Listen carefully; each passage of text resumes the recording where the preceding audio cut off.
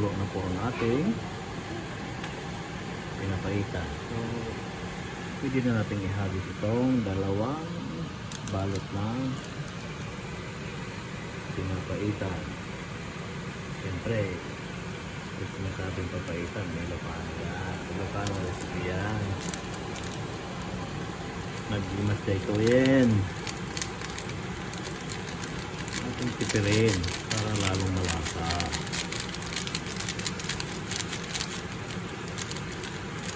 Natin tipirin.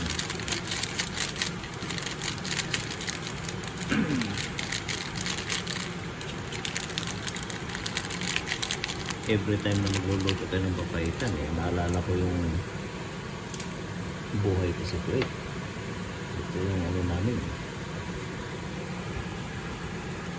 Ito yung main course namin. Every weekend. Webes ng gabi. Ito naman yung isa sa ating masasabi nating expertise. Yan, pagluluto. Nakahiligan lang. Papaitan. Papaitan.